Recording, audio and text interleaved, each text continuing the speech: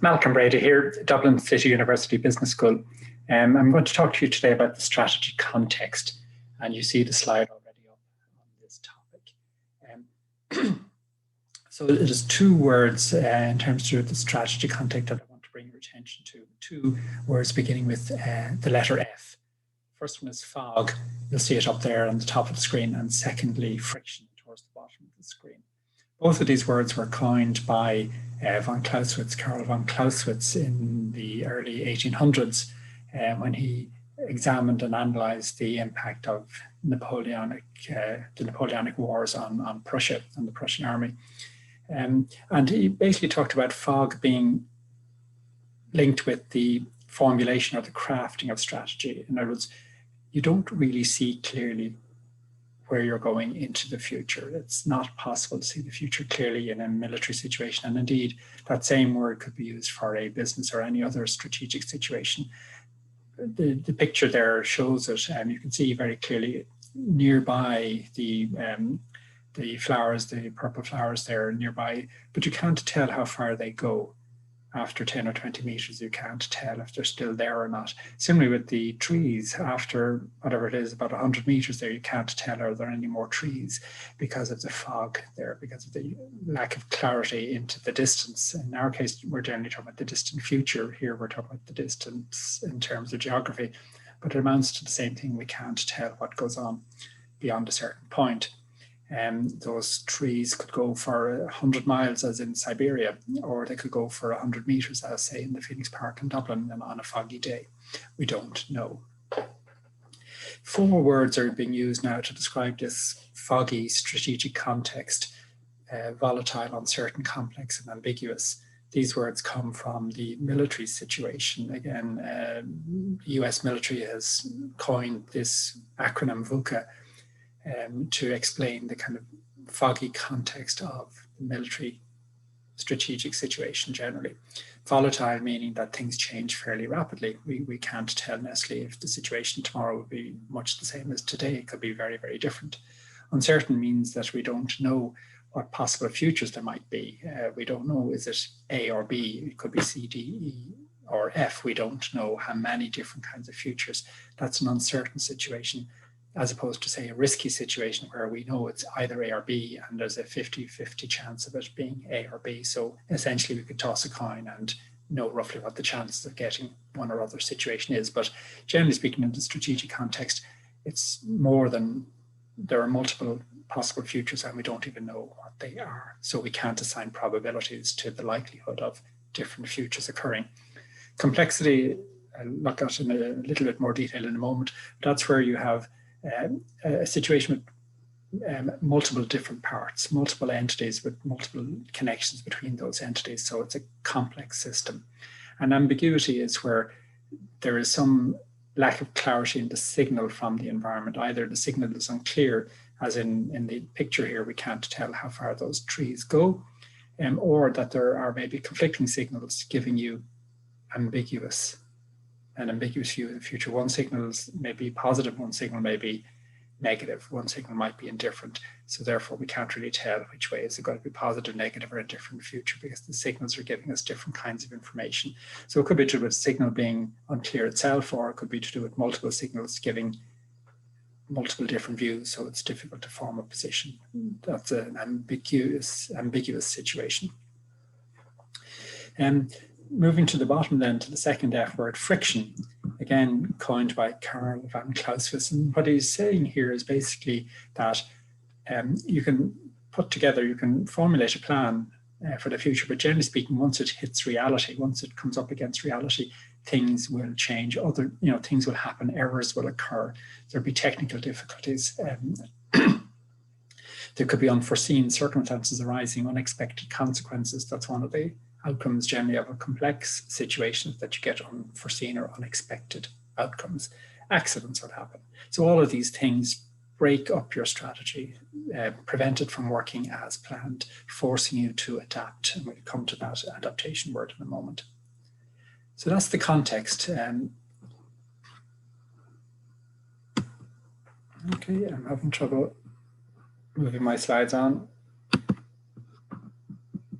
Okay, I'm going to stop the share.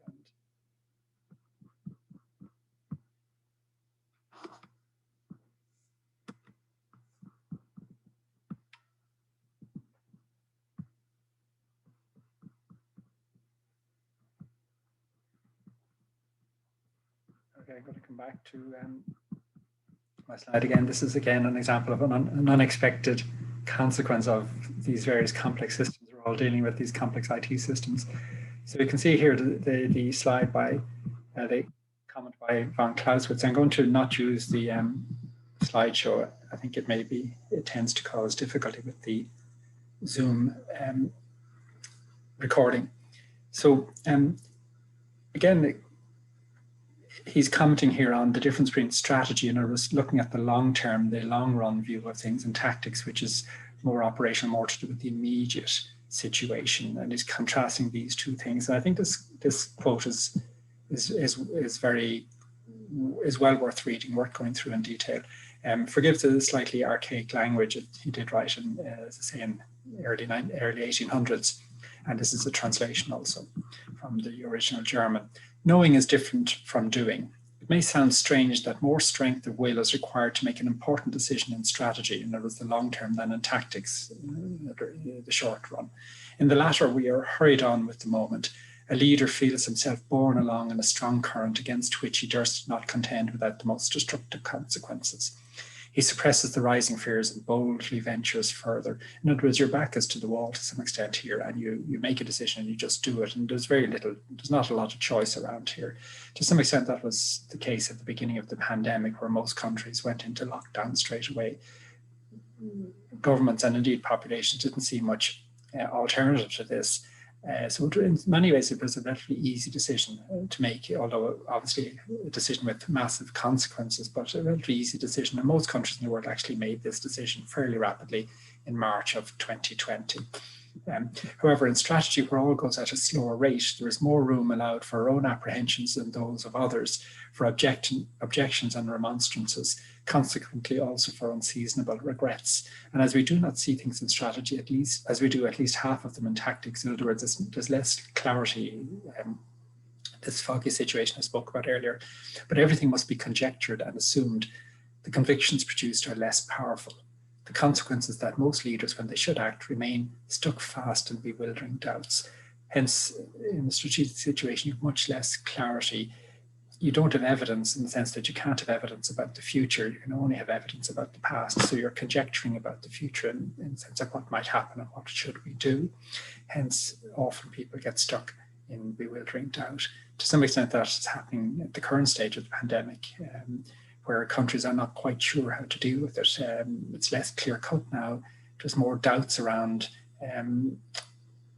Governments are not necessarily acting with the same conviction they did in March of 2020.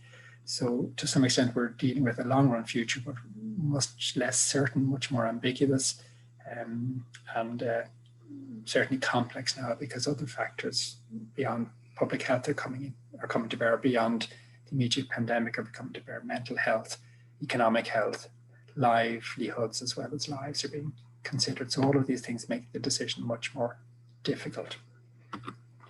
Some other quotes that are in the similar vein. This is Richard Langlois, an economist who looks at obviously business decisions and institutions. The rules or routines that the strategic managers follow are necessarily more abstract than those of the day-to-day managers, who must deal with the concrete details. So again, similar issue here to do with strategy and tactics. He talks about abstractions, that as you go up and as your scenario expands to look at a more holistic situation or more long-run situation, you have to deal with more abstractions. So he goes on to say that managers at strategic level are able to redirect the lower level capabilities of the firm. Sorry, to the extent that they can do that, it is precisely because they possess more abstract capabilities. The more abstract the rules of a system, the better able that system is to coordinate a diversity of concrete purposes. So he's basically saying that at strategic level, you need inevitably to be dealing with abstractions, less concrete situations, less concrete concepts. And that's a hallmark of the strategic manager. Ken Arrow, then, another economist, Nobel Prize winner, he spoke about there are moments of history when we must simply act, fully knowing our ignorance of possible consequences. But to retain our full rationality, we must sustain the burden of action without certitude. and we must always keep open the possibility of recognizing past errors and changing course. So again, he's pointing out that we don't know the consequences. You know, we're dealing with the future. We don't know the consequences, but we still must act because we must move an organization or move a situation forward in some fashion or other. But he's saying you have the burden of action without certitude, hence the burden word. And then he talks about continuously keeping open the possibility of recognizing errors and changing course. So again, this concept of adaptation to circumstances as they arise is coming up again there with Ken Arrow from an economic point of view.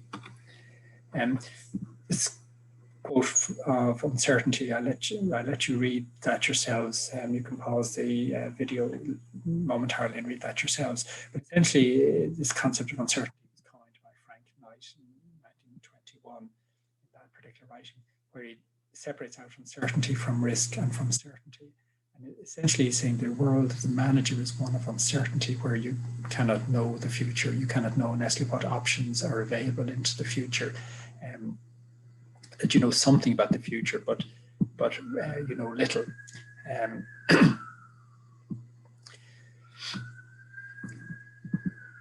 The essence of the situation is action according to opinion, of no greater or less foundation and value, neither entire ignorance nor complete and perfect information, but partial knowledge. Hence, he's echoing what Arrow and what von Clausewitz have said already. And finally, in terms of complexity, some of the key elements here are to consider are first of all, a systems paradigm, that there's some form of input, some form of output, and some processing that takes place in the middle that generates that output. Obviously, systems can be open or closed, they can be bounded or not bounded. Most organizations are regarded as systems. They have some form of input, they carry out some transformation of that input, and they produce some form of output. Generally speaking, they're open systems as they have boundaries, but they allow influx and outflux. Employees come and go, suppliers come and go, and so on. One of the key elements of systems is that you have levels of systems and hierarchies. In other words, networks or levels. Sorry, not networks, but nested levels within the system. And two of the major properties are that they tend to be viewed as holistic and emergent, as opposed to atomistic and reductionist. In other words, much thinking takes place at the reductionist level. You look at a piece and you work out how a piece works, an element of the system, and from that you infer how the system, what the full behavior of the system is.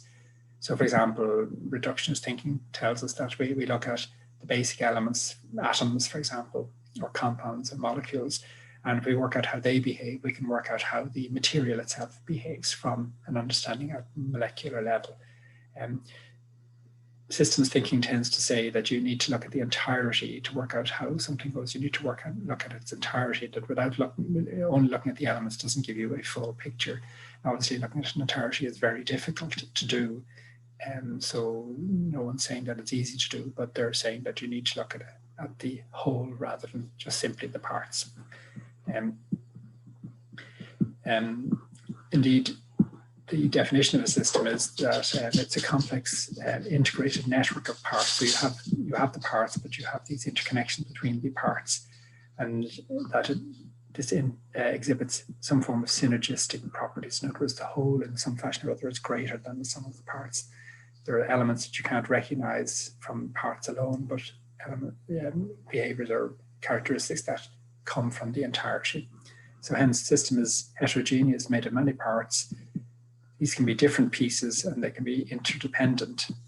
And then the notion of synergy, that the whole is more than the sum of the parts. Indeed, when we looked at the flocking behavior of birds, we saw that in that sense, the whole was more than the sum of the parts. Were behaviors that we couldn't really tell from an understanding of a single bird. That when you look at the murmuration, you look at this set of birds that acts almost as one, and behaviors that emerge from that are the ability to kind of split apart and come together, that all these 100,000 or 500,000 birds act almost as one entity. And that wouldn't really be anticipated if I'm looking at a single bird and how a bird hops around or flies around from bush to bush. Okay, so that's the notion of an emergent property coming from an understanding of the behavior of collections of agents, as opposed to looking at the behavior of a single agent and determining behavior of the whole just from the behavior of a single agent. Okay, so that's enough there on the strategic context, particularly the VUCA, volatile, uncertain, complex and ambiguous environment of strategy making. So I'm going to finish up the recording at this point.